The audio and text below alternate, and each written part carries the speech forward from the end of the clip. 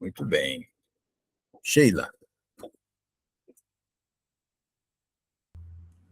Então, uma boa tarde a todas e a todos. Muito obrigada pela presença de vocês, esse grupo querido. Kelly, professora Kelly Sakata, em especial, muito obrigada pela sua participação hoje no GFORP, em especial para discutir uma temática que vem nos inquietando há muitos anos, né? E que duas temáticas, na verdade, que são articuladas, né? Que é pensar o novo Plano Nacional de Educação junto aos processos de gestão que queremos democrática. Então, Kelly, seja muito bem-vinda sempre, sinta-se acolhida pelo grupo e fique bem à vontade para dialogar junto com esse grupo querido. Obrigada. Então, boa tarde a todos e todas, né? Antes de iniciar a fala, eu gostaria de agradecer o convite, dizer que é um prazer estar aqui contribuindo com o grupo GFORP, pronto. É um prazer estar contribuindo aí com o grupo e espero que vocês, né, avancem na discussão assim como eu. Antes de iniciar, é importante pontuar que a gestão democrática e o novo Plano Nacional de Educação são temáticas que não é de hoje que vão sendo investigadas e discutidas, né? A grande novidade é realmente a implementação do PNE, né, que começa esse ano. Então, para iniciar a nossa discussão, é importante pontuar a centralidade do Sistema Nacional de Educação nesse contexto macro, né? Entendendo que o plano, né, a partir de ser esse epicentro de uma política mais ampla, ele é o resultado de disputas, né, de projetos estruturais maiores do sistema capitalista.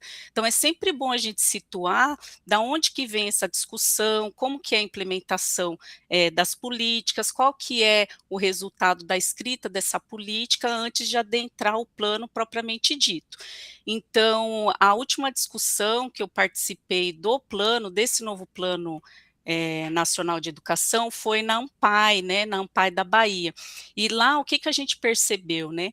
Que o plano ele precisa estar sempre articulado num sistema nacional de educação mais amplo, na discussão do federalismo enquanto cooperação, né, entre os sistemas administrativos do Estado, a questão das políticas de Estado que tem essa maior força e principalmente essa disputa e esse resultado da disputa. Então, foi muito importante a ANPAE para eu conseguir discutir até a questão de gestão agora aqui nesse contexto.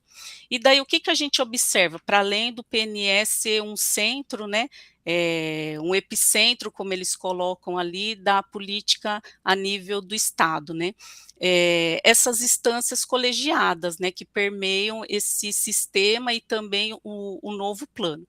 Então, no novo plano, o que a gente observa em relação à gestão democrática?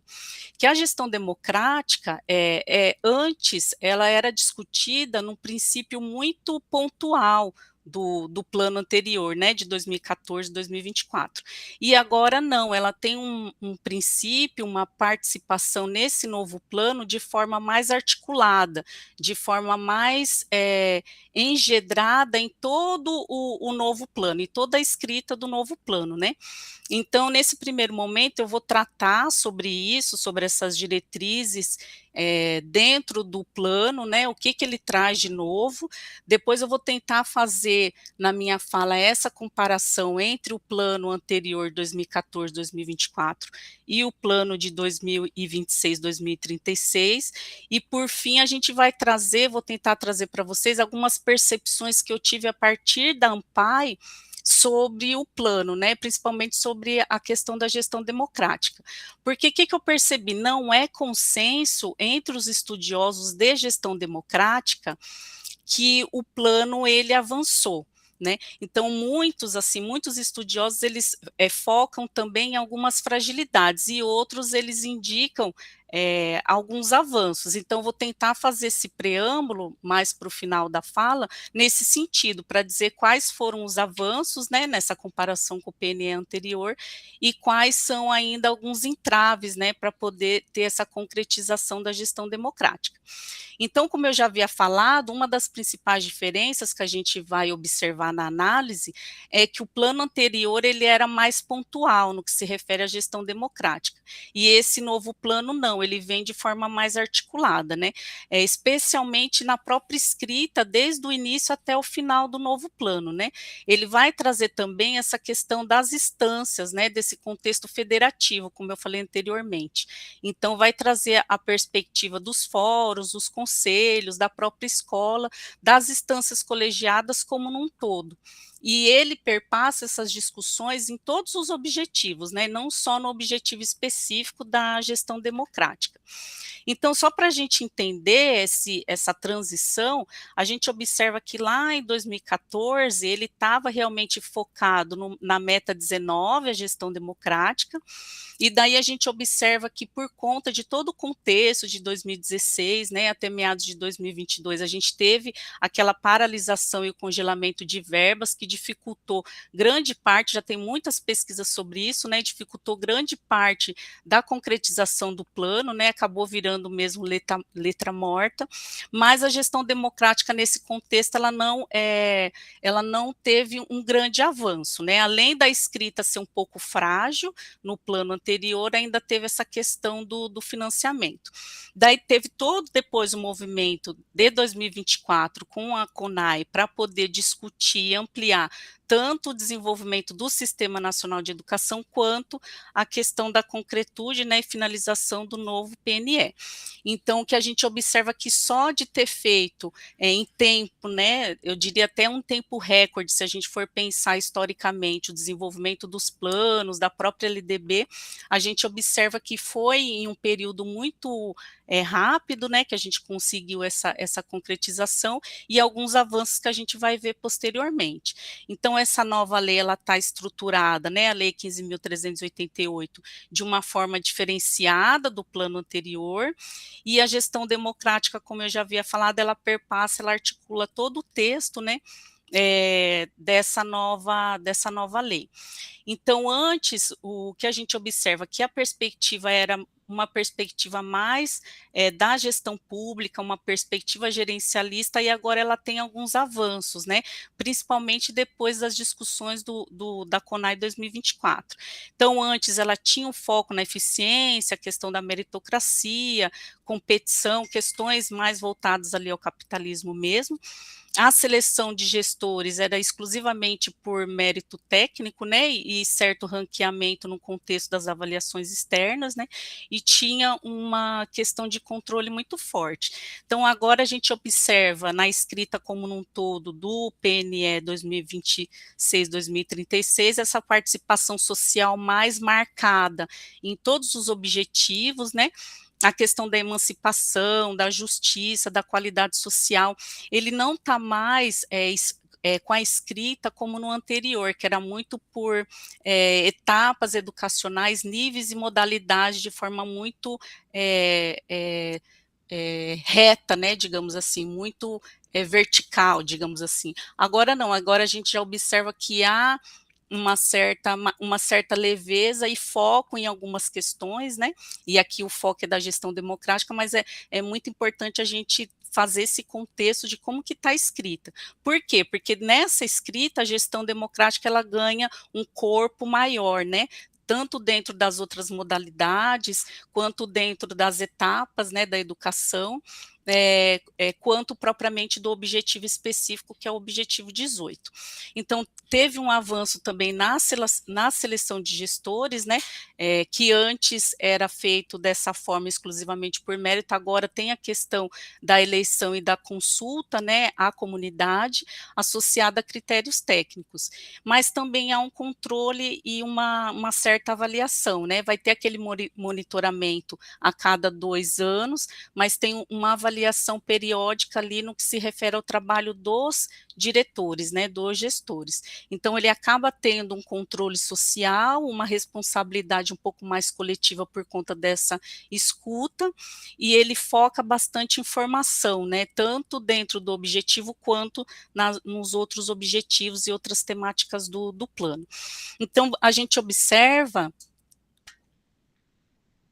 se a gente for pegar a escrita, né, da lei lá 15.388, a gente observa desde o início do capítulo 2 das diretrizes, dos objetivos gerais, questões que remetem ao princípio da gestão democrática, tanto no que se refere à implementação de estratégia em relação aos planos, que tem que ser com esse pacto federativo, a colaboração, a participação, né, que é um dos princípios da gestão democrática, o fortalecimento do Estado democrático de direito.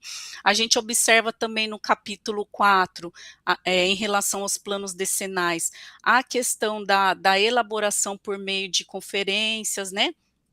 Também a gente observa no capítulo 6, em relação ao financiamento, esses mecanismos de transparência, né, em relação ao recurso público. Então, não fiz uma busca pelo descritor gestão democrática, mas são alguns princípios que perpassam o conceito de gestão democrática que está em todo o documento. Então, a gente observa esse esforço da participação, da colaboração, da interseccionalidade, da questão do federalismo, e aí que está a importância de articulação do plano com o Sistema Nacional de Educação, né? Então, eles caminham juntos na perspectiva de dali sair as políticas dentro desse contexto.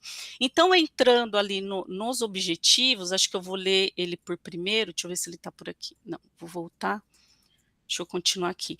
Então, em relação aos objetivos do plano, ainda numa perspectiva macro, tem 19, né, grandes objetivos estruturais nesse novo PNE.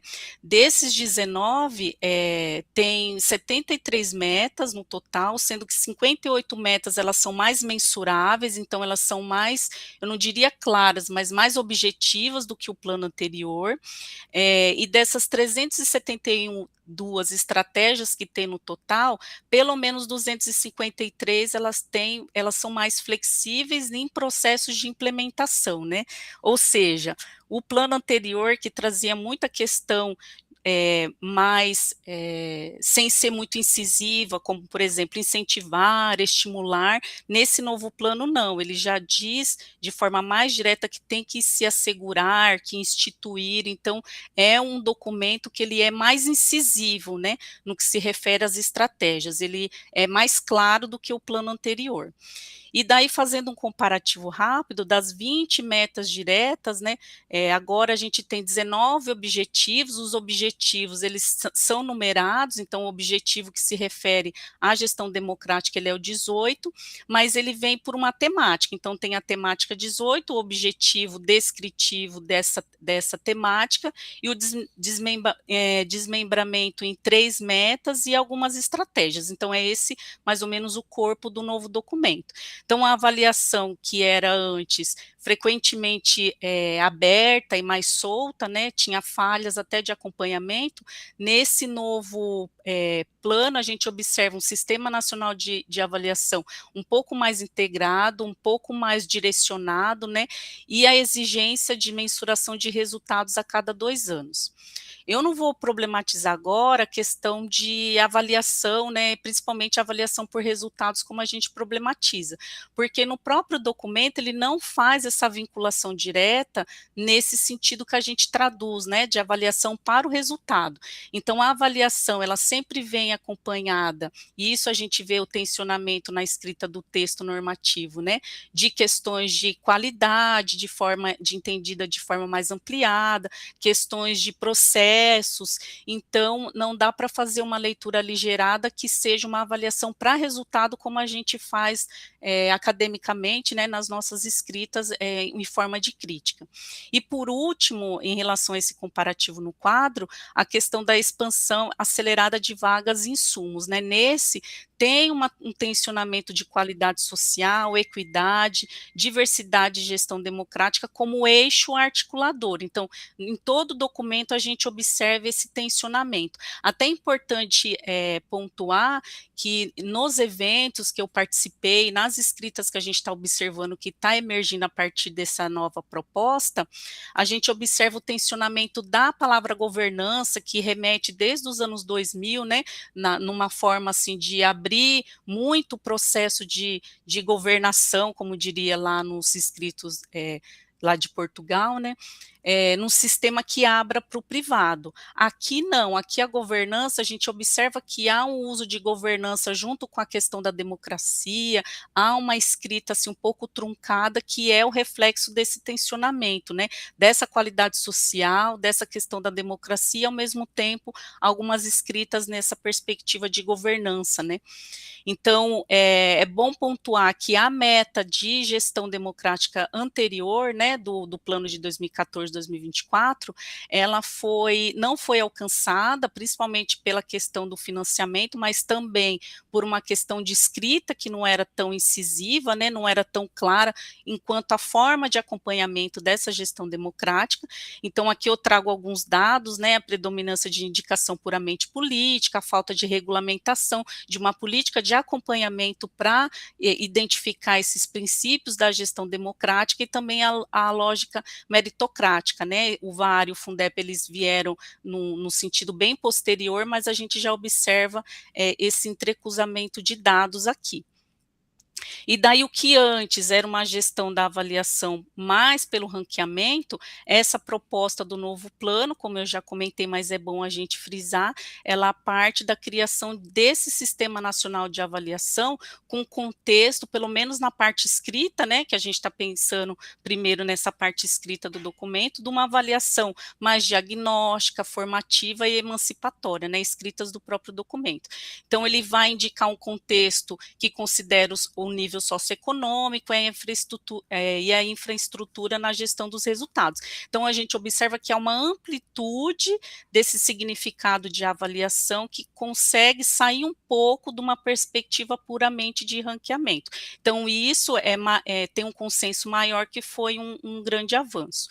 Então, é bom pontuar também que para ter a democracia, quando a gente fala de gestão democrática, é sempre bom pontuar que ela sempre tem como objetivo, né, como fim último, a qualidade socialmente referenciada, a concretude do processo de ensino-aprendizagem que a criança, que o adolescente, que o aluno consiga realmente aprender nesse contexto. Então, tanto é que ela é um dos princípios dessa qualidade socialmente referenciada, né? E a gente não consegue isso sem ter uma exigência de recurso, de financiamento, para a gente conseguir desenvolver de forma de implementação desse tipo de política, né? Então, há que se pensar que o sucesso da gestão democrática, ela depende, assim como os outros objetivos, do financiamento, do recurso, né, dessa política de acompanhamento e também articulada ali a avaliação. E daí o que tem de tanto, né, é bem importante também se vocês conseguirem a partir daqui acompanhar ali o que está escrito na lei, né, 15.388 nos objetivos, nas metas, né, eu não vou trazer todas as estratégias, né, as 12 estratégias ali escritas, mas pelo menos o objetivo é bom a gente já ir tensionando, né. Então o que tem de tanto nesse objetivo? Ele indica assegurar a participação e controle social no planejamento, na gestão democrática, na educação pública, no monitoramento e na avaliação das políticas educacionais, tendo em vista a melhoria da qualidade do ensino e da aprendizagem. Então, veja, ele indica de forma mais assertiva a questão da participação, do controle social e do planejamento, né, o que antes ele não estava escrito de forma tão direta. É até importante a gente fazer a leitura de como ele está posto ali enquanto texto, o que está escrito ali nessa temática 18. Antes era só gestão democrática, agora nesse novo plano ele vem com a descrição participação e controle social e gestão democrática na educação pública. Então ele chama atenção para a participação, para fora da gestão democrática, a gente sempre entende que ela está ali dentro, né? Então ele chama atenção para a participação avaliação e para o controle social, que é o grande avanço, né, que a gente observa a partir do monitoramento da avaliação. Então, está ali articulada essas questões de participação, de controle e da avaliação das políticas educacionais. Ele está descrito com 3 metas e tem 12 estratégias. Se eu não me engane, no plano anterior eram 9 estratégias, né? Era um número menor. Então, no que se refere às metas, são 3 metas principais, né? Tem a meta da eleição direta, que eu já falei um pouquinho, então antes era de um formato mais fechado, agora essa seleção de diretores ele é por meio de consulta e de eleição direta pela comunidade escolar. Na escrita está descrito ali, escuta a comunidade escolar, né? Então, ele traz a comunidade como participação dessa eleição direta, para além, nas estratégias vai pontuando, da formação que precisa ser feita dos diretores, né? Então, a primeira grande questão é a parte da eleição dos diretores. A segunda grande meta, que é a 18B, ele vai chamar atenção para os conselhos escolares. Então, a participação ativa e paritária de pais, alunos, professores e funcionários nas decisões. É importante também pontuar que ele vai resgatar aquela lei que foi uma emenda da LDB, né, que vai tratar do funcionamento dos conselhos e dos fóruns. Então, o que chama atenção aqui? Essa organização e esse funcionamento ativo das instâncias colegiadas. Então, como essas instâncias colegiadas devem ser desenvolvidas, né? E isso vai ser desmembrado ali nas estratégias, né? Em grande parte das estratégias. A outra meta, que é a meta 18C, vai dizer sobre fóruns e controle social.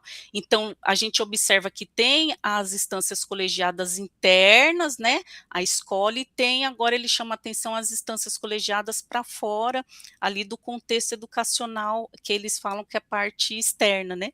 Então, monitoramento contínuo das políticas educacionais, por meio de fóruns estaduais, municipais e fóruns nacionais.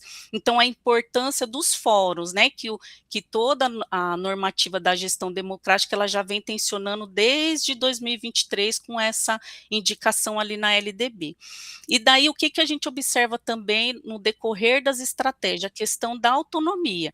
Então, a gente observa a indicação bem forte, daí é para além desse objetivo 18, da independência pedagógica, administrativa e de gestão financeira da escola. Então, quando a gente vai lá para o contexto da educação infantil, que são os primeiros objetivos, perpassa a educação básica, algumas modalidades como a EJA, né, a educação especial, a gente observa essa questão marcada de autonomia da comunidade, de transparência, a gente observa a questão de, principalmente, autonomia financeira, né, que eu digo, de participação e de transparência. Então, por isso que, ao ler todo o documento, a gente observa esse tensionamento não descrito propriamente como gestão democrática, mas seus princípios perpassando todo o texto.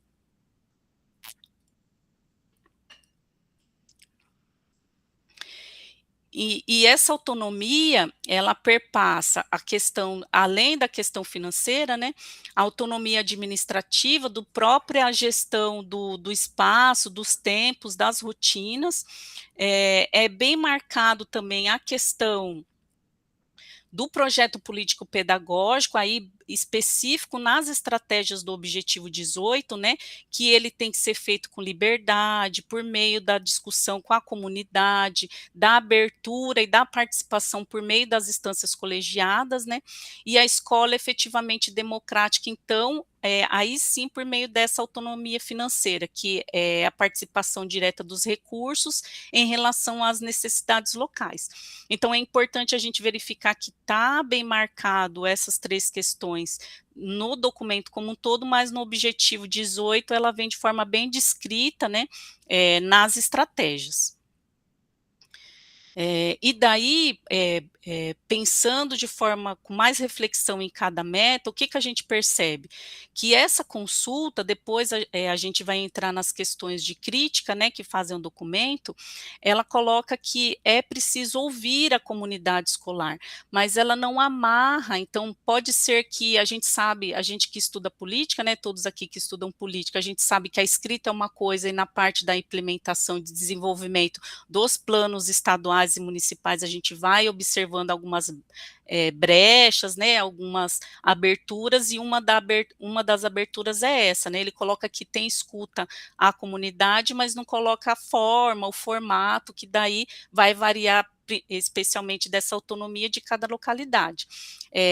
Coloca também o papel dessa liderança escolar de forma efetiva, né, então o documento da CONAI, ele também vai defender, por isso que aparece no documento, essa eleição direta de forma exclusiva, mas a gente observa também esses critérios técnicos, né, que alguns pesquisadores indicam que pode ser um calcanhar de Aquiles. A gente sabe que a avaliação ela é muito importante para a gente replanejar, para a gente verificar a nossa prática, né? Para a gente verificar o que tem de fragilidade, uma perspectiva de avaliação processual, mas quando a gente indica que eles serão avaliados criteriosamente por um período fixo, né? No decorrer dos anos ali, a gente também tem uma certa abertura para contextos um pouco mais autoritários usar isso no sentido negativo, né? Haja vista aí o contexto do Paraná, que eu nem vou, né? Depois no debate a gente pode adentrar sobre isso. Mas a lei, ela tem esses avanços, porque o critério técnico, por exemplo, a gente observa nas estratégias uma forte vinculação com a formação dos diretores, né? E a gente sabe que na formação inicial de professores, principalmente na pedagogia, mas isso se estende a outros cursos, é muito raso, a gente não consegue tratar de forma tão aprofundada das atribuições dos diretores, né, em relação ao financiamento, em relação aos programas, né, que são desenvolvidos, o próprio PAR, PDDE, a gente não consegue ver como que é realizado esse trabalho do diretor na sua implementação, né, no seu trabalho, na sua função ali, dos seus saberes, da sua habilidade do dia a dia. Então, a formação continuada, sendo desenvolvida na própria localidade, a gente observa que é um ganho, porque você vai conseguir trazer para o contexto um certo critério de qualidade mesmo, né, até de amparo a esse profissional no seu desenvolvimento profissional. Então, as estratégias, elas estão mais amarradas nesse sentido, de formação, né, de formação, tanto do projeto político-pedagógico também como instrumento de gestão democrática, quanto da questão de autonomia. E daí, outra questão que a gente chama atenção é a parte, assim, das instâncias colegiadas. Então, desde a LDB, como eu já falei, de 96, ela vai trazer essa especificidade, né? E daí o grande ganho também nessa porcentagem que eles colocam 100%, lembrando que o PNE anterior era tudo a cada 2 anos, né? Nos primeiros 2 anos tem que estar X ativo, finalizado, né, nas metas anteriores.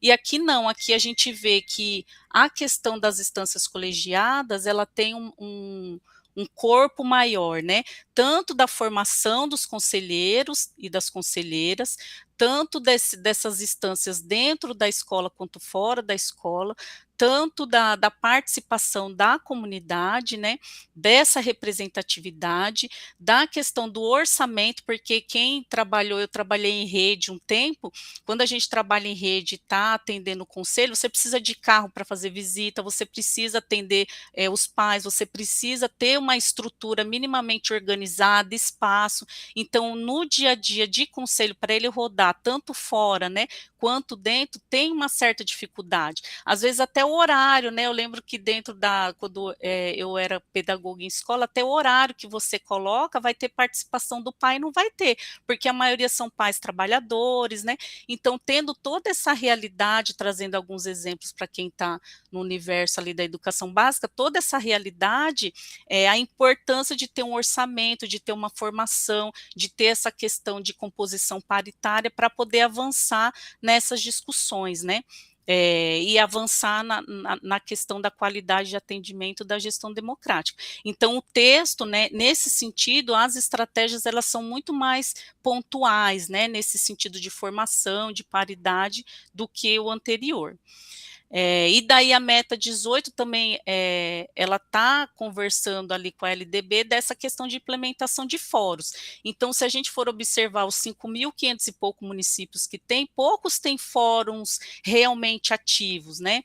E daí a gente observa que os fóruns, ele às vezes é um monte de palestra, mas não tem um momento de discussão entre os conselhos, que na verdade o fórum deveria servir, né, em última instância para isso, para o município poder, entre uma escola e outra, os seus conselhos conversarem, né, ver quais estratégias que está funcionando ou não, conseguir ter um maior diálogo, uma maior articulação entre as problemáticas locais. Então, o fórum aqui também traz um corpo de estratégia muito interessante em relação à formação continuada, principalmente monitoramento, né, o acompanhamento das metas, né, do PNE, a questão das conferências também de educação, uma maior mobilidade, participação social, né, e o planejamento, também o planejamento ele está com uma perspectiva bem marcada ali, nas estratégias. Então, o fórum ele também ganha essa força. E a mesma questão financeira, né, para a gente desenvolver qualquer evento, né, nessa magnitude, a gente precisa ter um mínimo de orçamento, né. Então, essa questão dos fóruns também é um avanço.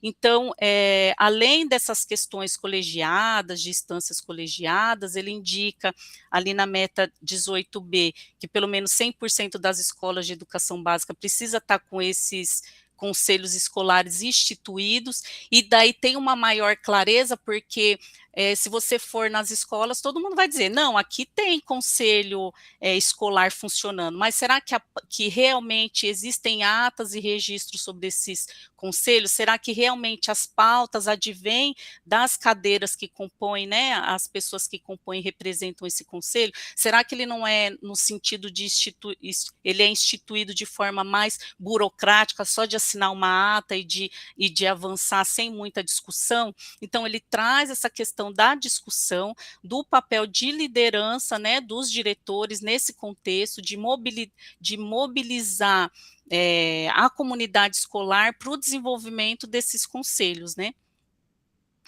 Então, na meta 19, como eu já tinha falado, ele tem aquele prazo de 2 anos, né, para efetivação total. Aqui já é um acompanhamento contínuo de avaliação de processo. Antes ele estava muito ambíguo, né, a questão de mérito e desempenho, ele tinha mais brecha, não que esse não tem, mas ele tinha mais brechas do que esse que foi instituído. Então esse ele tem mais critérios técnicos, né, e também a questão da obrigatoriedade de consulta à comunidade, mas lembrando que essa obrigatoriedade de consulta, o formato, né, que é uma crítica, ele não está tão bem estabelecido. E foco nos conselhos, né, tanto intra quanto extra escolares. E a meta ali que indica, né, a meta indica que a quantidade exata seria de 100% das escolas públicas com conselho em pleno funcionamento, né, que esse é uma escrita diferenciada do plano anterior. E daí ele também chama atenção para as instâncias colegiadas de nível mais macro, né, como eu já apontei, do Sistema Nacional de Educação, do próprio Fórum Nacional de Educação, articulado aos fóruns estaduais e municipais, a questão meso, que é a parte regional dos fóruns e conselhos, e a parte micro, que seria da escola e da comunidade escolar, né. Então, o papel do conselho, que eu coloquei bastante, mas também dos grêmios, né, o papel ali da participação da APMF pelos pais e do PPP como instrumento, né, da gestão democrática. Então, a democracia ela perpassa por todas essas instâncias, desde da questão mais macro até a dentro da escola, na parte interna da escola.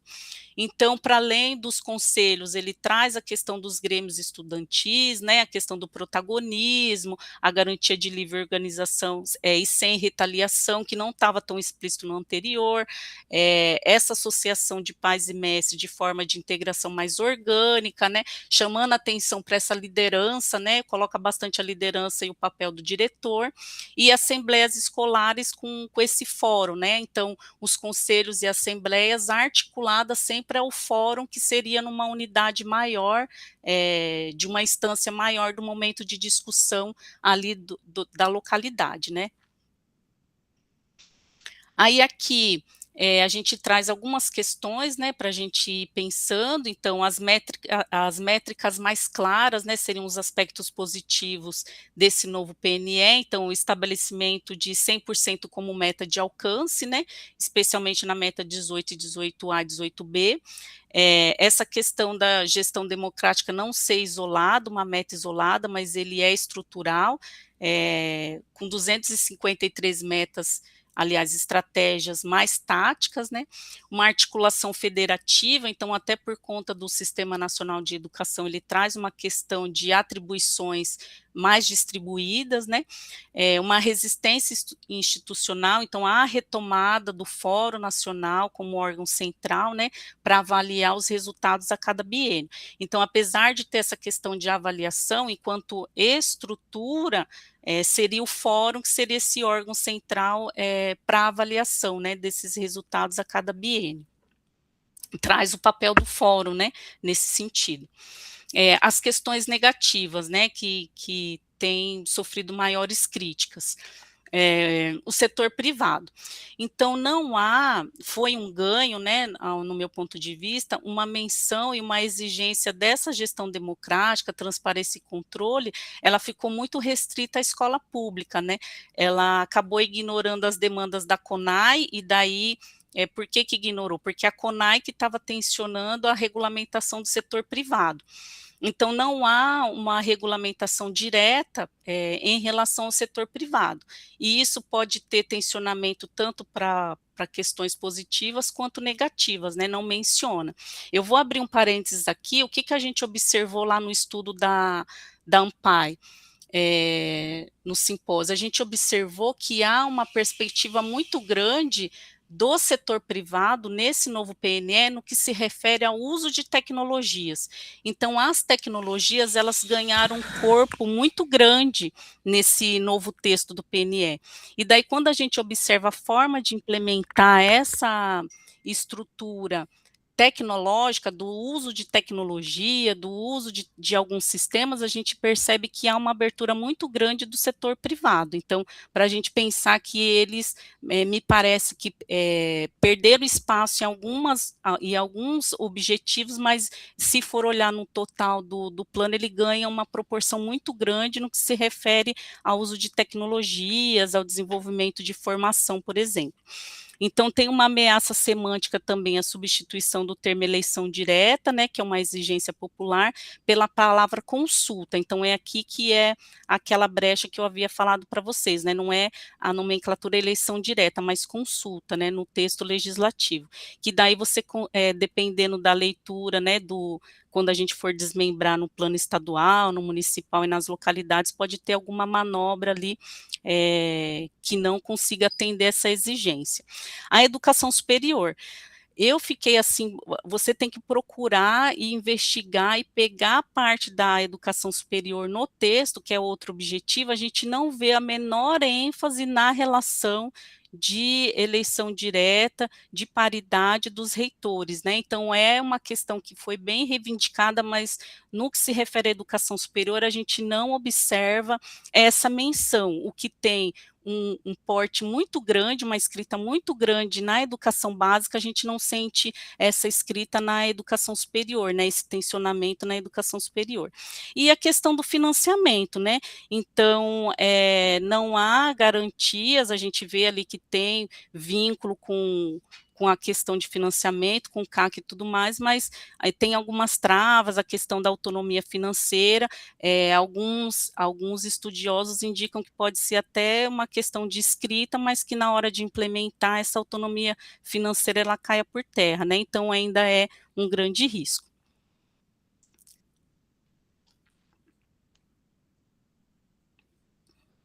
Então, já indo para os finalmente, né, o que a gente observa?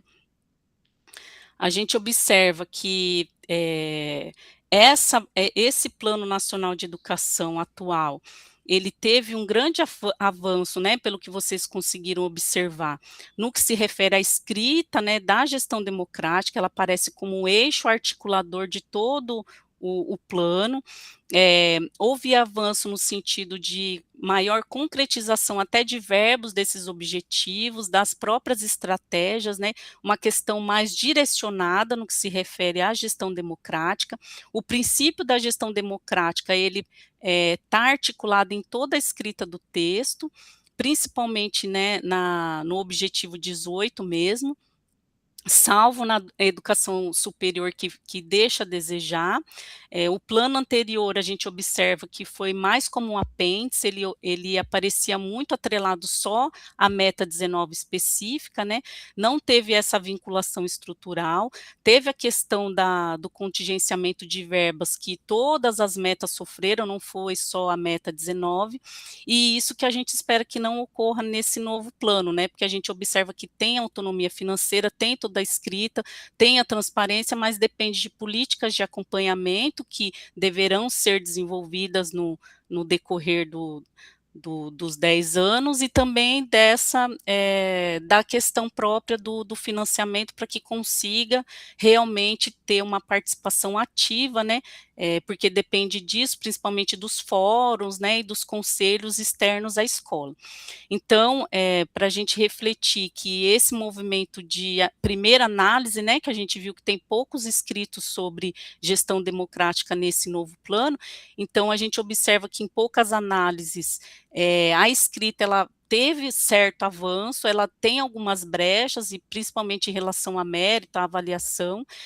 A perspectiva é que cada localidade ela consiga avançar, principalmente na formação dos diretores, na formação dos conselheiros, no próprio entendimento do corpo docente que está dentro da escola, do que é participação ativa, levar proposta, discutir, né, que a discussão ela faz parte desse cunho de gestão democrática, e daí a gente espera que pelo menos essa escrita que seja mais avançada, ela avance também na realidade local, né.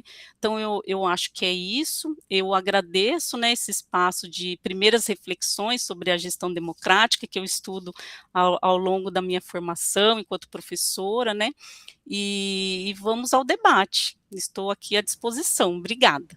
Muito obrigada, Kelly, pela excelente explanação, né? Você fala como ninguém, com propriedade sobre a temática. Eu sei que você estuda e dedica longo tempo já a essa temática.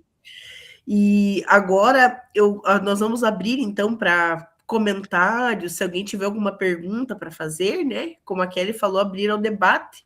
Depois eu quero fazer um comentário, mas vou primeiro permitir que o grupo faça, Kelly, porque é injusto, mas eles dizem que eu falo demais. Eu sei que não é verdade, né, Lixe? Mas, enfim, fica livre para quem quiser fazer alguma pergunta, pessoal, ou fazer algum comentário. Mas, de antemão, parabéns, Kelly, pelo posicionamento, pela trajetória, pela linha que você construiu ali, amarrando muito bem as questões e abordagens, né, históricas, sociais, políticas, né, econômicas, que também interferem diretamente no nosso chão da escola, no chão das universidades. E é muito importante que nós tenhamos a mínima noção, né, de como que se enrendam, como que se articulam todas essas políticas no cenário educacional brasileiro. Muito obrigada, Kelly, desde já. Ligiane, fique à vontade, professora. Boa tarde, pessoal. Kelly, muito obrigada pela tua partilha, né, conosco. Foi realmente muito formativo. Você fez uma apresentação muito esclarecedora. Para mim foi muito esclarecedor, sabe? E eu fiquei pensando aqui, me surgiram 3 questões para dialogar com vocês, né? São dúvidas, mas é assim, mais uma proposta de diálogo mesmo. A primeira, quando você falou, você mencionou a escolha de diretores, e que essa escolha será feita a partir de consulta à comunidade escolar, né? Há também a exigência de formação para esses diretores, né? E eu fiquei pensando, essa formação é um critério para a escolha, ou a partir do momento em que esse diretor assume a função, ele precisa se comprometer com uma formação continuada, né? E quem ofertaria essa formação? Porque em algum momento você falou que ela seria feita na própria localidade onde ele trabalha, né? Mas quem? Porque se ela for ofertada oficialmente, aí a proposta formativa pode se chocar com o próprio princípio da gestão democrática, né? Se ela não for pensada por educadores. Eu fiquei com essa dúvida. Aí, a segunda é sobre autonomia pedagógica. Um exemplo, né? Autonomia pedagógica para a construção do projeto político-pedagógico da escola. Eu fiquei pensando o seguinte, como você vê, Kelly, assim, que isso vai se materializar na prática durante esses 10 anos, né? Pensando que o nosso contexto está profundamente marcado por políticas gerencialistas, por práticas gerencialistas na escola, né? Como garantir, é muito importante que esteja no PNE, mas como garantir que o PPP seja, de fato, construído de forma autônoma pela comunidade escolar, né? Quais tensões você acha que vão acontecer nesse processo? As disputas que serão necessárias, né?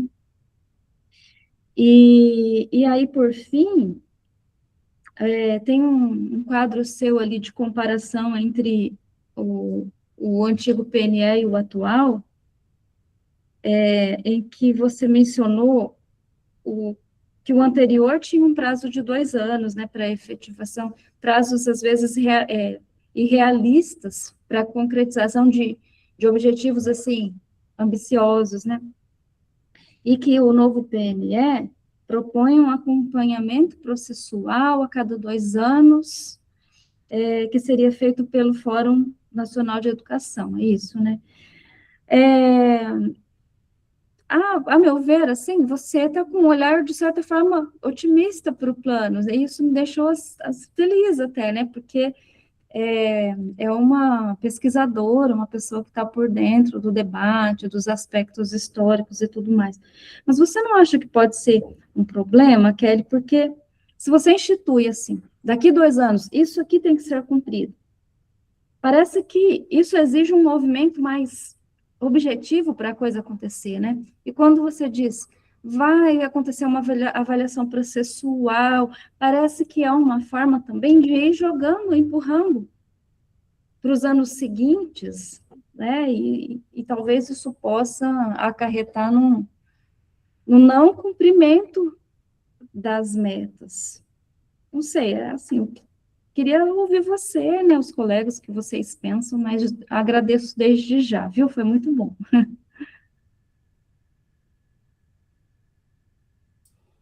Posso comentar, Sheila? Fique à vontade, Kelly.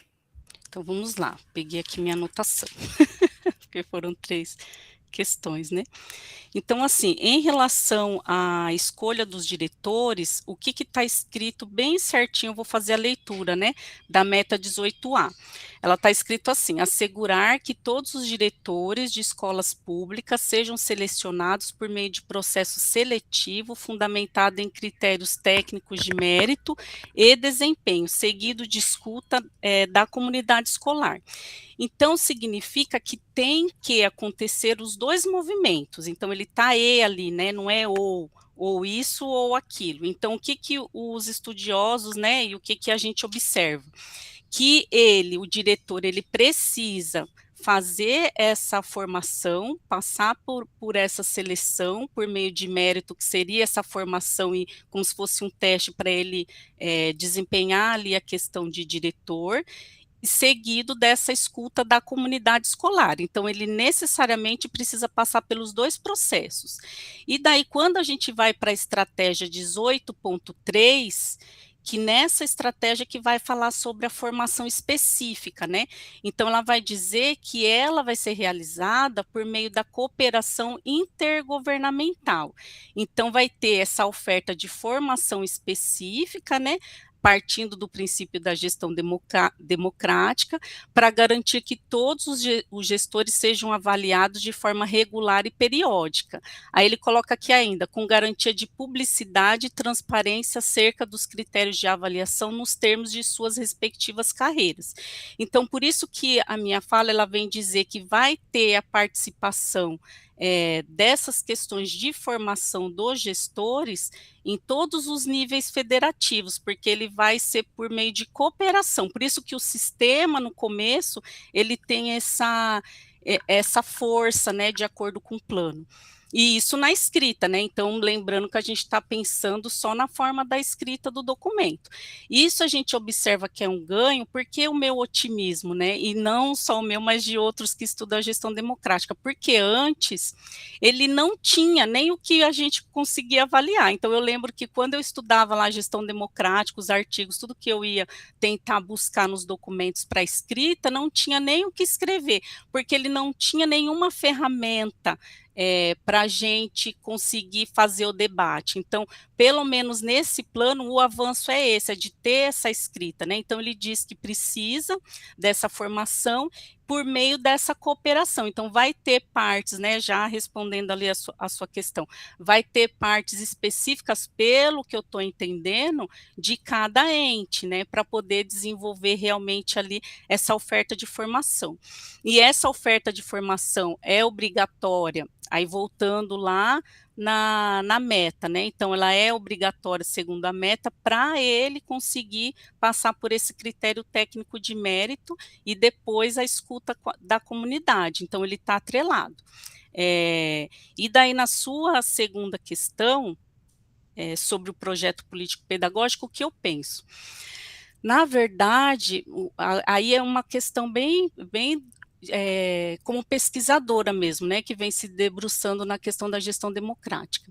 O projeto político-pedagógico, ele já perde força com a implementação da BNCC, porque antes a gente tinha como, pelo menos minimamente, trazer as questões de conteúdo local, né, de pensar como que a gente vai desenvolver ali os objetivos, a gente tinha uma margem ali para a gente trabalhar.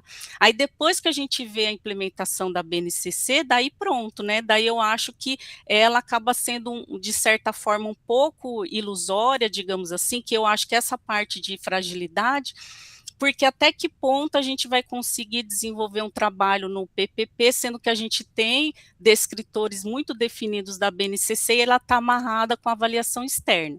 Então, eu acho que muito importante ter a escrita do documento, ter toda a questão ali na escrita do texto, né? É um avanço que ainda tenha, que é o que a gente pode, enquanto trabalhar ali no contexto da escola, tentar fomentar e avançar, mas no fim acaba ela está presa por conta dessas outras dessas outras políticas curriculares que vai perpassando. E daí, por fim, quando você coloca ali a comparação, por que ao meu ver, e daí também é mais consensual, ele teve um avanço, porque antes, na meta 19, lá no plano anterior, ele diz que era 2 anos e coloca esse ilusório, né, ali no começo, sem colocar por meio do que você ia verificar isso. E agora, ela é uma avaliação processual, então, a cada 2 anos vai ter uma avaliação processual de forma intersetorial, e o fórum vai ter uma participação nessa avaliação. Então, ele diz, sim, que tem uma periodicidade, vai ter uma periodicidade de 2 anos, e daí com a participação dos fóruns, né, e daí a escrita, ela está com esse avanço, mas pensando novamente que eu fico muito empolgada em dizer que tem muita coisa para a gente analisar, para a gente colocar, e antes não tinha nada disso, mas a gente tem que pensar que é a escrita do documento. Então, na hora de implementar, de ver financiamento, né, o próprio PPP, a gente que está lá no chão da escola já conhece esses entraves, né? Não sei se eu consegui responder as questões de forma mais pontual, mas era mais isso. Eu ia complementar, Kelly, ergui a mão por isso. Uma das inquietações que eu iria comentar é sobre essa questão da eleição direta, né, de diretores entre os pares, né? A palavra consulta, de fato, ela preocupa bastante, porque ela vai ser dúbia, né, na forma com que isso vem sendo conduzido. No Paraná, aqui está tendo um movimento já da eleição de diretores municipais, tem vindo procurar as universidades. Então, nós vamos ter, inclusive, agora em agosto, Lígia, um processo de formação de gestores. Nós chamamos de formação de gestores para o município de Rebouças, que é bem próximo de Irati, onde tem o campus da Universidade da Unicentro, onde eu atuo. Então, nós ficamos até felizes, veja que é contraditório, até a gente fica feliz e comemora da equipe gestora buscar a universidade. Mas o que eu vejo também pela fala da Kelly, acho que reforça uma questão que também vai nos preocupar, porque isso também, e eu acho que talvez isso que a Lígia pensou, vai oferecer brechas, lacunas, para que os institutos privados se mobilizem, já estão se mobilizando, para fazer esse processo de formação de gestores. E a oferta daí vai ser aquela coisa bem pontual, que nem é agora o apostilamento, por exemplo, fazendo uma analogia da BNCC. Alinhado à BNCC. Então, vai ser formação de gestores alinhado ao novo PNE. E aí, com essas brechas e dubiedade, vai se direcionar. Então, eu acredito que vai ter aí esse processo pelas universidades, mas vai se ampliar, sim, pela oferta privada. Eu acredito que vai ter uma lacuna. O que eu ia comentar, que ele seria nisso. Lige, quer comentar mais alguma questão? Eu acho que é por aí, vai por aí mesmo, né? Porque em relação aos diretores, se essa formação vai ser critério, tanto para a entrada quanto para a manutenção, né, para a realização do trabalho, ela não vai estar desatrelada das políticas atuais, né, e da BNCC. Então, o risco muito... não é nem risco, né? A gente pode esperar isso mesmo. É que a formação de diretores será condicionada, será ofertada oficialmente e condicionada às políticas neoliberais atuais. Não vejo como ser diferente. Só seria diferente se, assim, fosse exigido desse diretor uma formação específica em gestão e que houvesse liberdade para que ele buscasse essa formação em instituições públicas, porque, por exemplo, se o curso de pedagogia do CPTL criasse uma especialização em gestão escolar, por exemplo, nós construiríamos, se nós tivéssemos essa autonomia, nós construiríamos um curso a partir daquilo que nós compreendemos, né, como gestão democrática, mas me parece que não vai ser bem esse o caminho, né? É uma determinada formação que já está alinhada com todas as outras políticas mais macro, eu acho. Gustavo, fique à vontade. Boa tarde. Primeiramente, parabéns, Kelly, pela apresentação. Eu também pesquiso, né, a gestão democrática aqui no mestrado em Educação de Três Lagoas com o professor Paulo. E eu tive algumas inquietações também, né, quando eu li o PNE. Uma delas foi a questão que você comentou da regulamentação direta para o setor privado, que, de certa forma, acaba recebendo um montante de verbas públicas, né? É criado um novo, por exemplo, aqui no Mato Grosso do Sul, o caso do FIEMES, que mantém o SESI e Senai.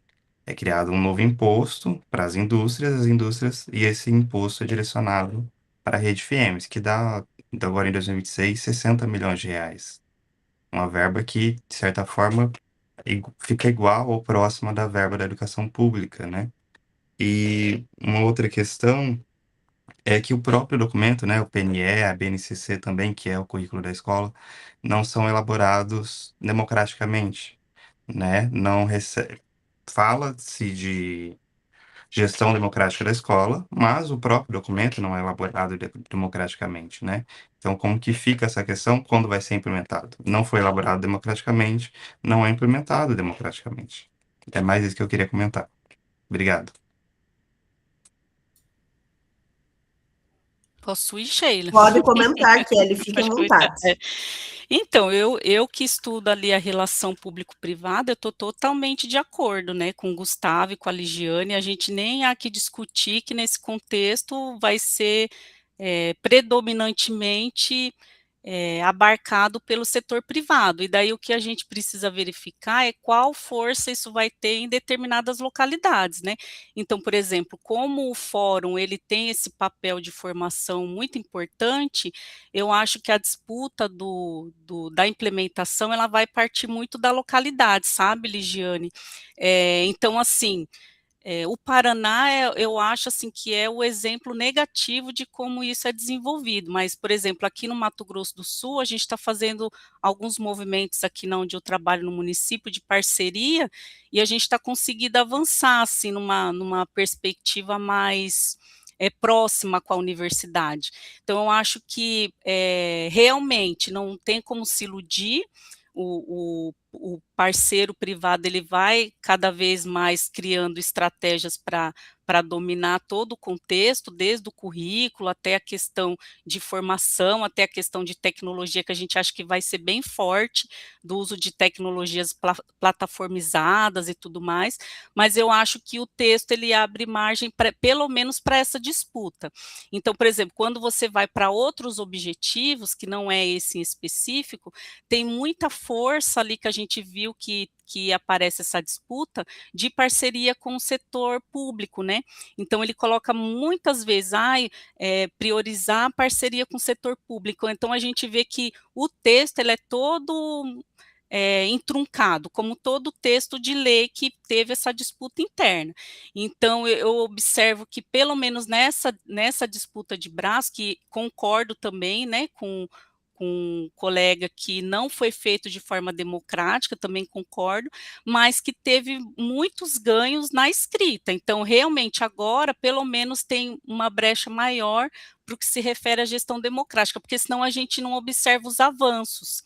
Então, o retrocesso a gente já sabe, vai estar dominado pela parte privada, mas teve muitos avanços da clareza de como pode ser feito, de como que a gente pode disputar o espaço na localidade.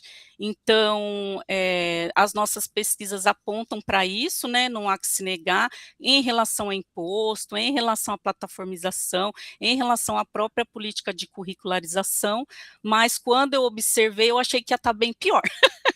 Eu achei que nem ia ter essa perspectiva de governança democrática, que foi uma coisa que eu falei, da onde que saiu isso, né? Pelo menos tem algumas questões de accountability, de transparência e de participação de base, né? Então, acho que a gente tem que se agarrar a isso para poder fazer a disputa nas localidades, por meio de fóruns mais participativos, né? E se a gente for pensar desde a escala estrutural de cima, a gente tem essa disputa, né? Então, a gente, enquanto pesquisador, tem que tentar fazer à frente. Eu acho que, no geral, é isso que eu queria comentar, Sheila. E, Kelly, tem mais uma coisa, você falou muito bem, porque você acompanhou muito tempo aqui no Paraná, né? Viveu aqui. No Paraná, por exemplo, Lige, e Gustavo, ele é motivado a ver essas parcerias. Inclusive, já teve várias reuniões aqui, conferências que teve, né, Kelly, muitas inquietações, assim, das pessoas que eram tanto de representatividades como das próprias universidades, né, dos órgãos gestores das universidades, e que havia, né, que era um estímulo, não era nem disfarçado, era declarado em relação a o que eles chamam de parcerias. Eles não usam o termo público-privado, mas eles usam muito o termo aqui no Paraná, entidades.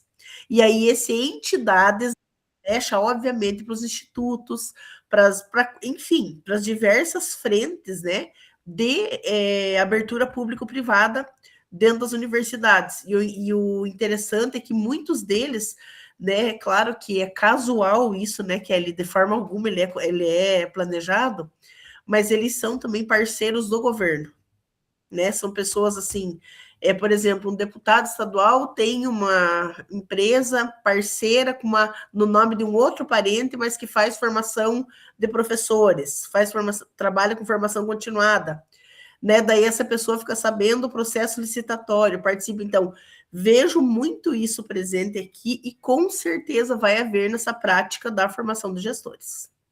Kelly, fique à vontade. Então, só queria até a título de comparação das localidades, né? Quando eu trabalhava ali em Araucária, eu trabalhava na rede municipal de educação. E na época eu estava fazendo doutorado estudando Fundação Lema, Instituto Ayrton Senna, então eu digo que a gente colocou para correr umas 3 instituições que queriam fazer parceria para formação, e a gente acabou fazendo formação com os gestores na época, com as doutorandas da própria rede, né, em parceria com a Federal do Paraná. Então, acho que foi um avanço, assim, muito grande, eu vi, assim, na pele, todo mundo, não, chama a Kelly que ela estuda a relação público-privada, e daí com o argumento a gente conseguiu fazer essa frente. E muito diferente do contexto agora que eu estou no Mato Grosso do Sul. Então, aqui no Mato Grosso do Sul, o que eu observo, assim, em relação ao o privado, pelo menos de forma mais de apreensão do meu trabalho, seria a disputa de conteúdo do agro, sabe? Seria algumas outras questões, até por esse privado ser um pouco mais diferente. E daí eu estou ainda investigando essa questão aqui no estado, mas é o que o colega falou, a questão do SESI, de microcertificados, da questão profissionalizante. Então, tem algumas questões assim que são diferentes mesmo, né? Então, o privado ele acaba agindo nas localidades de forma diferenciada. E daí a gente tem que tentar criar espaço de luta e frente na onde a gente estiver enquanto pesquisadores, né? Eu acho que vai muito disso. A gente primeiro vê como que opera em cada localidade para depois tentar trazer a contra-hegemonia mesmo, né? Numa perspectiva gramsciana. Tá bom? Vou passar para a Cleide, não sei se a Sheila quer pontuar. Cleide, fique à vontade. Boa tarde a todos e a todas. Depois eu quero conversar com a Sheila para ver se ela já está com o nosso dicionário gauchês aí, tá quase concluindo, hein? Anotando, primeiro em fase de rascunho. Então, eu lembrei das fatiotas, hein, professor Paulo? Já usou outra fatiota de hoje? Professora Kelly, eu tinha comentado com o professor Paulo, eu sou mestranda, orientanda do professor Paulo, e eu já fiz diversas leituras de artigos teus, inclusive no meu pré-projeto eu referencio, né, dos teus artigos, e que, então, até então eu não te conhecia pessoalmente, e ainda comentei com o professor Paulo, nossa, como o mundo é pequeno, porque a minha linha de pesquisa, né, é justamente direcionada à pesquisa que você faz. Já dei uma lida, inclusive, na tua dissertação, que fala sobre as GIFs, né, e eu gostaria de comentar sobre um programa que tem aqui no Mato Grosso do Sul, porque até você mencionou agora, né, e foi uma das coisas que me causou, assim, me trouxe uma inquietação bem grande, que chama o programa Promatemática. Só que, assim, são 3 municípios, né? São 3 municípios apenas que fizeram esse convênio, e é um programa recente, só que ele provém lá daquele Profuturo, que é lá da Espanha, né?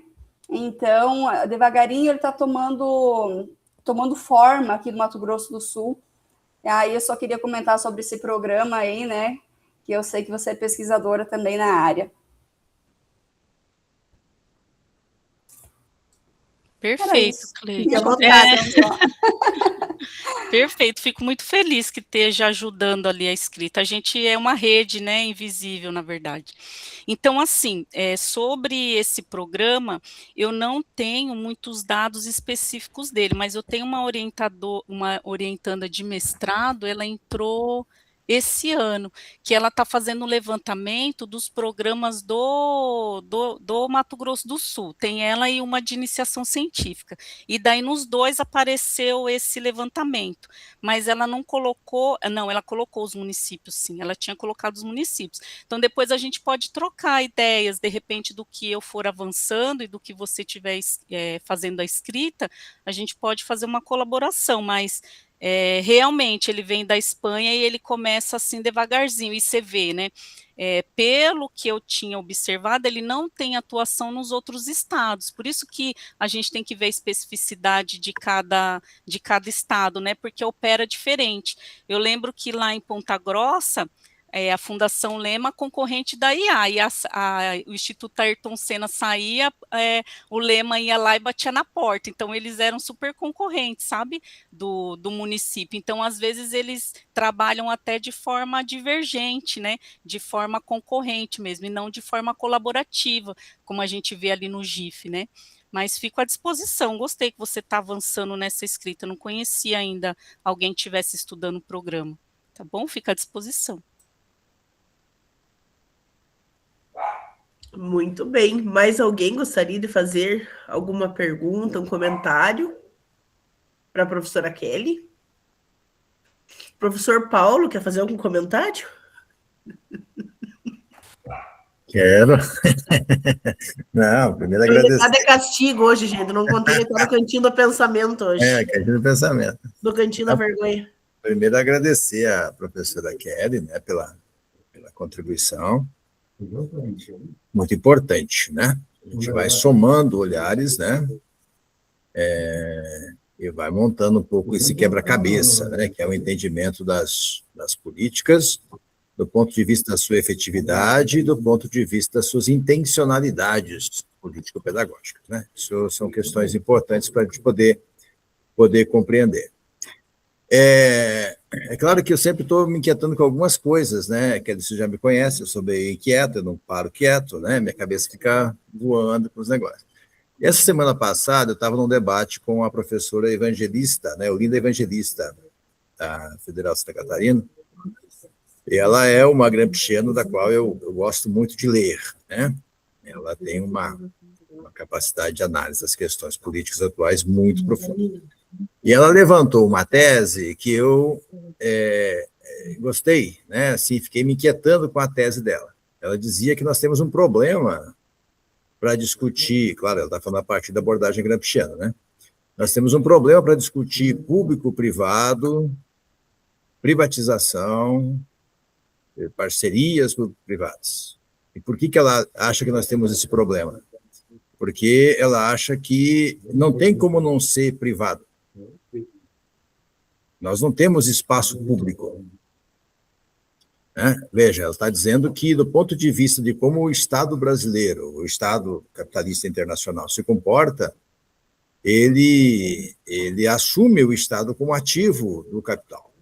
E quando ele assume o Estado como ativo do capital, o capital está a serviço de uma lógica privada. Então, você tem uma dificuldade, segundo ela. Qual é a dificuldade? De você poder compreender essa ideia das relações público-privado, ou da própria ideia do público. E dá a entender que, na tese dela, ela vai posicionar a questão do público enquanto um espectro de luta, né? Um espectro pelo qual deve ser lutado, e não, de fato, um espaço que nós temos e que faz o enfrentamento com o privado. Porque, na tese dela, me parece que ela está argumentando de que o movimento ao natural da política é o movimento da lógica privada. Né? E quando a gente vai olhar, por exemplo, o Plano Nacional de Educação, a gente fica até quase tentado de concordar com ela. Por quê? Porque, embora você tenha uma CONAI que vai subsidiar o debate, né, do ponto de vista prático, fica quase difícil de poder olhar para o relatório final da CONAI e dizer, o que é que foi contemplado aqui no texto do PNE. Ou seja, o texto do PNE, ele é um movimento construído por um Estado dentro de uma lógica privada. E o que a gente vai, e você foi colocando aqui, o que a gente vai conseguindo perceber e vai conseguindo analisar é que existem brechas possíveis para a luta pública. Mas não é a lógica pública que produziu o documento. Isso é muito interessante, essa tese precisa ser aprofundada, né, debatida, mas é muito interessante, porque ela pode, inclusive, nos ajudar a compreender muitas das coisas que, historicamente, a gente vem tentando dizer assim, não, vamos resistir. Mas você está resistindo ao quê? Se a lógica que está posta não é a lógica privada. Então, você não está resistindo, você tem que largar a mão da resistência, tem que fazer a luta em defesa daquilo que é público. Por quê? Porque você não tem mais espaço público, você tem uma lógica privada que permeia toda a produção das políticas educacionais no contexto brasileiro. Eu acho que essa tese é muito interessante, eu acho que a tua fala aqui vem trazendo elementos que vai ajudando a compreender um pouco esta relação. Claro que há questões para a gente elaborar teoricamente, questões para a gente pesquisar e encontrar aí compreensões de análise em relação a isso. Mas é uma questão muito interessante, que me deixou bastante provocado na fala dela, e agora aqui na sua fala eu vou encontrando alguns reflexos justamente deste movimento, em que você acabou de afirmar aqui, né? Nós não tínhamos sequer um texto que abrisse espaço para uma luta, né? Para um embate histórico. Agora, pelo menos, tem. Ou seja, veja, nós estamos falando que é um texto produzido a partir de um Congresso alinhado ao interesse privado, um Estado alinhado ao interesse privado, e que, embora alinhado ao interesse privado, tem espaços ali que a gente pode fazer um pouco o enfrentamento. Isso é bastante interessante, isso é realmente me deixa aqui até com vontade de escrever alguma coisa, né, a partir das provocações que a Olinda Evangelista fez e aquilo que a gente vem tentando discutir e debater ao longo do tempo aí no GFORP, e agora com a sua contribuição também muito boa. Então, só queria agradecer a partir dessas constatações. Muito obrigado.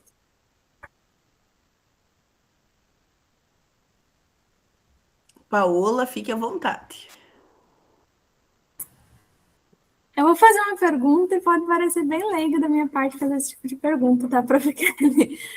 Mas como eu estou estudando sobre leis e tal, eu queria saber qual autor que você se baseia quando vai estudar sobre, por exemplo, sobre o caso PNE, qual autor que serve como base, assim. Oi, Paola.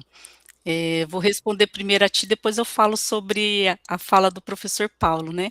Eu parto dos escritos marxistas numa perspectiva gramsciana. Então, é a mesma perspectiva que o professor Paulo comenta ali da Evangelista, né, da Olinda, e daí por isso que ele fica assim, fervendo a cabeça, digamos assim, porque a gente sempre vai partir que há uma luta nesse contexto social mais amplo, né, de disputa de visões de mundo diferenciadas, e que nessa visão de mundo a gente entende que a gente seria a base, né, e essa visão de mundo mais hegemônica seria uma visão mais capitalista, voltada para o privado, né, então não tem como a gente sair desse contexto. E daí eu fiquei bem contemplada tanto com a sua pergunta quanto a fala do Paulo, estou aqui também imaginando, o Paulo provoca a gente, né, Sheila? Ele fala, daí a gente fica imaginando. E daí eu estou aqui imaginando nesse sentido, né, de realmente qual que é o espaço público. E daí eu sempre digo que depois que eu falo, todo mundo fala, nossa, mas como você é otimista. Porque senão a gente não consegue enxergar movimento de luta. Eu acho que essa que foi a grande questão que o Paulo coloca, né? Porque quando a gente vislumbra um espaço que a gente consiga lutar para poder avançar numa perspectiva mais de base, né? De retomar o que seria esse público que nem sei se existe, como a Olinda Evangelista coloca, é o que nos motiva, né, Sheila? Na verdade, é isso que traz o nosso fôlego, né? Pensar nessa perspectiva que pelo menos a gente tem um mínimo de espaço ali para poder lutar.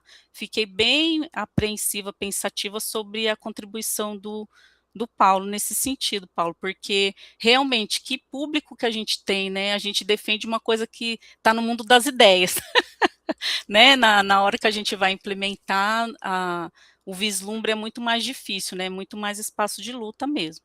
Mas é isso, Paula, não sei se eu consegui responder, mas é uma perspectiva mais marxista-gramsciana, e daí os intérpretes, né? A gente usa, por exemplo, Olinda Evangelista é de cabeceira nossa, né? Então, a gente tenta estudar e a gente vai seguindo ali esses autores que são intérpretes mais consagrados, né? Digamos assim. Não, compreendi. É que antes da nosso encontro aqui, eu estava lendo um texto, né, um livro sobre o Stephen Baum, que fala sobre políticas, né? Aí eu também fiquei pensando algumas coisas que tá. Exato. Aí eu imaginei que, né, é o nosso campo aqui, né, marxista e gramsciano, mas eu queria perguntar. Muito bem, pessoal. Mais alguém gostaria de fazer algum comentário, uma pergunta para a professora Kelly? Fiquem à vontade. Sobre o fórum, Kelly, como esse fórum é constituído, quem são os integrantes, como que é o processo, né, para a formação dele. Então, a lógica que vem no documento diz que o fórum, na verdade, seria um espaço de discussão dos conselhos da rede. Então, o principal objetivo seria a articulação dos conselhos. Então, ele daria suporte a esses conselhos, desde a lei lá de 2023, que colocou uma emenda na LDB sobre a instituição de fórum e de conselho, né, de forma mais amarrada. Ele vê com esse intuito, digamos assim. E a partir dessa discussão dos conselhos, pensar questões atinadas à escola. Então, por exemplo, a própria formação, o acompanhamento. E daí o que a gente observa, se a gente for olhar para a realidade mais objetiva? Dependendo da localidade, tem fórum que vira numa palestra que chama um monte de professor que é mais gabaritado, às vezes até coach, que não tem nada a ver a proposta, aí todo dia tem aquela palestra lá, você faz presença, pronto, foi o fórum.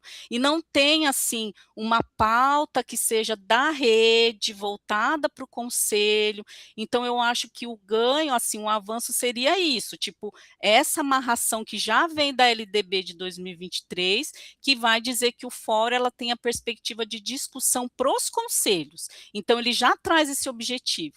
E daí, o que eles vão discutir? A própria, igual você comentou lá, né, da pergunta, a própria formação, a própria questão de como que está sendo desenvolvido esses conselhos intraescolares, quem que está nessas cadeiras, qual que é a pauta desses conselhos, se ele é meramente burocrático, uma discussão do que está sendo feito de melhor, o que está precisando de avanço em outro.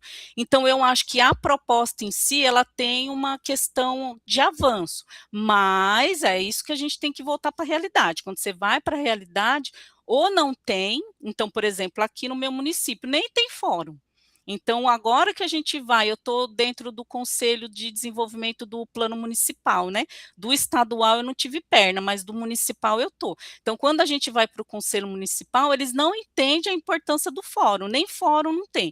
Aí você vai em outros municípios, quando tem, é numa outra perspectiva. Então, se conseguir ter essa clareza e essa formação e esse estudo nos municípios, qual que é o objetivo do fórum, que é acompanhamento do trabalho do diretor, não fazer igual lá no Paraná, que daí o diretor é avaliado e é exonerado porque não teve 5,2 lá do resultado, sabe? Então, quando realmente o acompanhamento é processual para poder ver qual que é a melhor prática, né? O desenvolvimento do trabalho do diretor, então eu acho que a escrita, ela nos mune da luta, é bem o que o professor Paulo colocou. Então, ela abre margem para a gente, pelo menos, tensionar as localidades. Se estiver desenvolvendo de forma errônea, trazer para a escrita, participar do desenvolvimento do plano municipal e do plano estadual, para tensionar essa questão de objetivo do fórum, porque ele vem com essa questão de forçar até o que estava na LDB, sabe? Que apareceu em 2023. E isso vai muitos fóruns, né, eles são importantíssimos, né, que é ali nos municípios. Aqui no Mato Grosso, não sei no Mato Grosso do Sul, aqui no Paraná, os municípios estão se organizando agora para a constituição dos fóruns. Veio o convite para a universidade semana passada, eu também vou me envolver no fórum daqui de Prudentópolis. Mas também, a depender de quem está do lado do Gov se envolvendo, eles já vêm, Lige, com o discurso apropriado. Então, só no convite já veio ali, daí já veio uma fala, né, da integrante lá, elogiando o governo do estado, que as escolas nunca estiveram tão bem subsidiadas financeiramente. Eu já não gostei ali, porque se já começa dessa forma, já está começando ruim, né? Independente de quem esteja no governo, o fórum não é nem para elogiar e nem para criticar de imediato, mas sim para conduzir questões de ordem político-pedagógicas, né? Então, esse entendimento também, até chegar quem vai participar do fórum, né, Kelly? Eu acho que também inquieta bastante, mas aqui no Paraná, ele está em fase inicial agora, né? Pelo que eu tenho sentido, pelo menos a nossa região está dessa forma, nessa fase inicial. Mais alguém gostaria de fazer algum comentário, alguma pergunta? Ninguém? Então, Kelly, Paulo, quer fazer mais algum comentário? Nenhum? Então, Kelly, a gente gostaria de te agradecer pela sua participação aqui no grupo, né? Você já tem um pezinho no GFORP, lá no Gramsci, né? No grupo do Gramsci. Seja sempre bem-vinda, nos agraciou a tarde hoje, né? Com bastante conhecimento e principalmente com inquietações e baseada em estudo científico, pesquisa, dados, né? Então, seja sempre bem-vinda, conte conosco também em algumas frentes aí, né? O Paulo se oferece para ajudar, né, Paulo, em várias frentes. Mentira! Que é a linha de falando sério, conte sempre conosco também, né? Eu acho que essas parcerias nossas, não público-privadas, mas de nós ouvirmos outro colega e também, eu acho que até essa forma que a gente fica incitado a pensar algumas questões a respeito da educação em cenário nacional é bastante importante, porque nós conseguimos também posicionar diferentes vertentes a partir do olhar de diferentes autores, diferentes profissionais. Então, com certeza, foi uma tarde muito rica, muito proveitosa, Kelly. Muito obrigada de coração.